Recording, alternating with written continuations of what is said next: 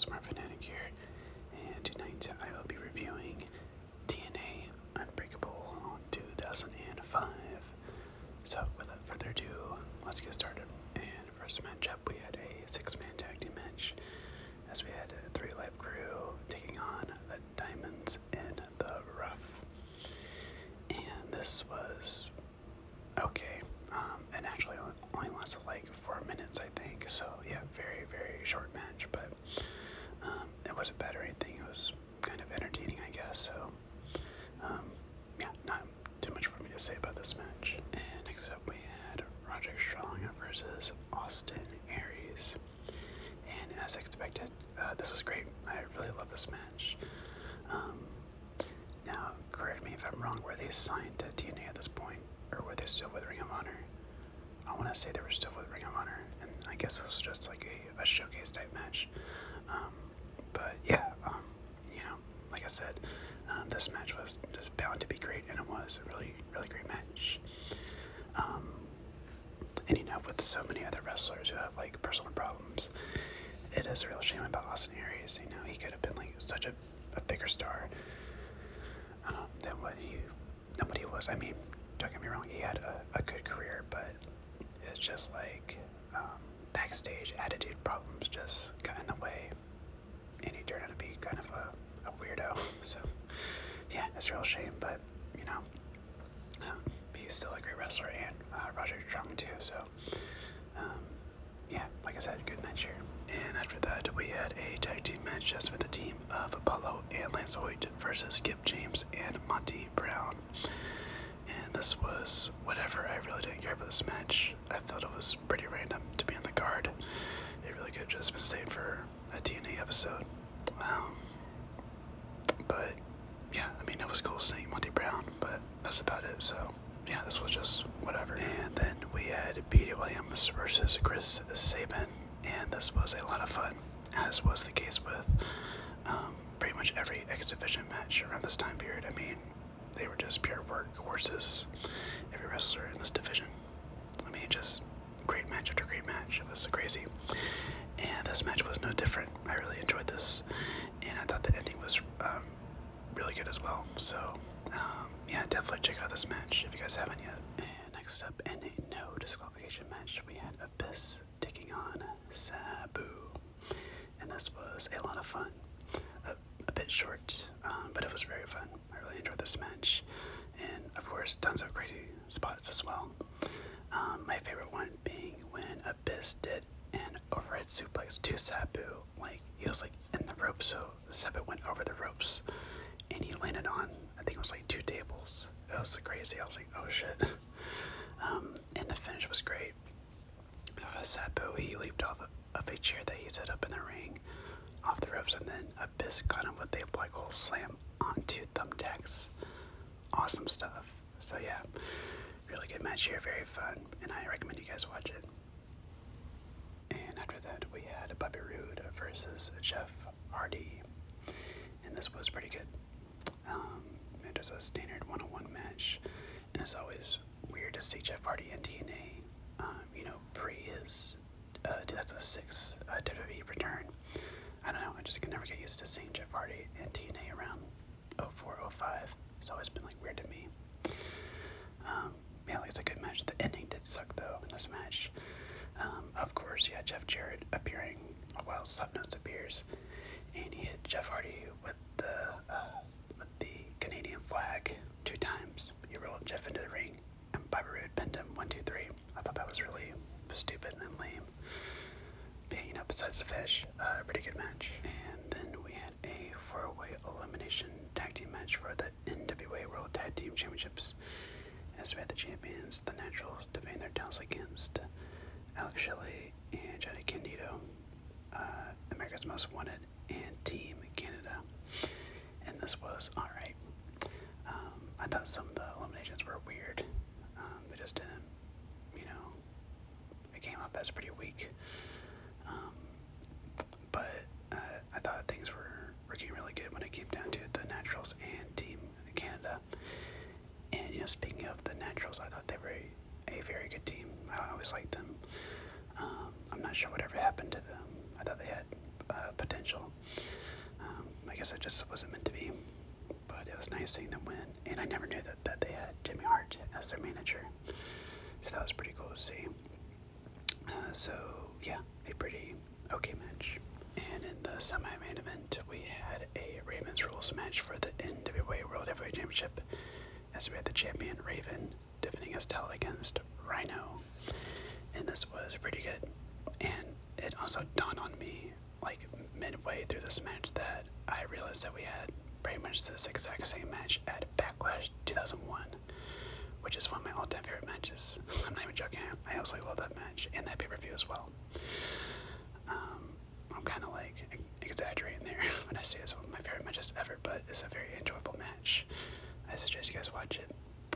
Now, granted, this match was more violent, especially with the stapler gun and stuff, and I do prefer their Backlash match more than this one, but this one was still a bit fun. It wasn't great or anything, but I had a good time with it. And of course, we had Jeff Jarrett once again interfering in the end. Luckily, Jeff Hardy took him out. But I thought that the finish was also weak, besides that, because Raven just hit his DDT finisher on Rhino for the 3 count. Yeah, no weapons were used in the finish, so I was like, that's kind of lame. But yeah, this was enjoyable. And in the main event, we had a triple threat match for the TNA X Division Championship, as we had the champion Christopher Daniels defending his title against AJ Styles and Samoa Joe. I think it goes without saying that this is one of, if not the best triple threat matches in wrestling history. Which is a pretty obvious statement if you have seen this match. If you haven't, then why are you still watching this video? Stop it and go watch it on YouTube. Oh yeah, I don't think I mentioned this earlier, but this show is free on YouTube, and I think most, if not pretty much all of TNA's pay-per-views are free on YouTube. Oh, I don't think all of them, but a good majority of them are free, so yeah, if you haven't watched this match, do yourself a favor and go watch this match. It is one of the best triple threat matches for a reason, if not the best. It's just amazing. It is so fast-paced too. I actually looked at the time of this match, and it went for 22 minutes and 50 cents. Or no, 50 seconds, I'm sorry. 22 minutes and 50 seconds. Gosh. Which it didn't even feel like that. It felt like it went by just super quick. Like, this is a very, very fast-paced match. AJ, Daniels, and Joe all got their shit in, and it was just non-stop, just a spot after spot after spot. Yeah, it's just incredible. Yeah, definitely the best TNA match of all time, and one of the best wrestling matches ever in history. Would I say this is my favorite triple threat match of all time? There's been a lot of great ones, the triple threat match from WrestleMania 20. I love the triple threat match from Backlash 06 with Cena, Triple H, and Edge. Recently, the match between Roman, Seth, and Punk at WrestleMania 41. Yeah, there's been a lot of great triple threat matches, but this one is up there. And I even love their rematch at Turning Point 09. So yeah, but this one, it is definitely in the history books for sure. Just insanely good. I love this match so much. So yeah, there really isn't much else to be said that hasn't already been said about this match. Like I said, if you haven't seen this match, stop watching this video and go watch it right now. And that will do it for my review of TNA Unbreakable 2005. And first off, I want to say, sorry guys, this took a long time for me to release. I just got way too busy, and this video just kind of got put on hold. I wanted to release this video after I reviewed Turning Point 09 because I wanted to compare both of the triple threat matches and see which one I liked the best. But it has taken me so long to watch this. Alright, I should say that I have seen this triple threat match before once. but it's been a while, so I had to watch it again. But now it's come to the point where I kind of have forgotten about their turning point triple threat match, so like I can't really compare the two. I have to rewatch that match again. Yeah, that's my bad. But I'm glad I still got around to watching this show and making a review on it. So that's good. So yeah, all in all, the show, it was pretty good. You know, obviously the main event is spectacular. That's the reason why I watched this show in the first place. You had some other good matches on here. I really liked Sabu versus Abyss, Chris Sabin versus Speedy Williams, and Austin Aries versus Roger Strong. The rest of these matches, I mean, Raven versus Rhino was alright, but the rest I can't really recommend. So it was kind of a one-match show, and also it kind of bugs me that Raven versus Rhino is on the poster. It should have been AJ, Daniels, and Joe, but whatever. I'm complaining about something that happened 20 years ago, which makes me feel really, really old. Gosh, where does the time go? Gone. But, yeah. Oh, and if I would give it a rating, it's kind of tricky. I'd probably give it like a 7. Nope. Overall, the card is a 7. The triple threat match is a 10 out of 10 for sure. Like, insanely good. So yeah, an alright show. I would just say, just watch the main event. Yeah, I would just, and I guess Abyss versus Sabu.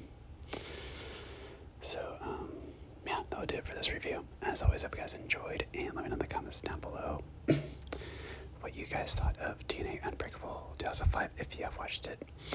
And let me know what other TNA pay-per-views you want me to watch. I really want to make a review on Bound for Glory 2007, which is also free on YouTube. As I said, most of TNA's pay-per-views are free, so that's really cool of TNA to do. Yeah. With all that being said, this has been the ASMR Fanatic signing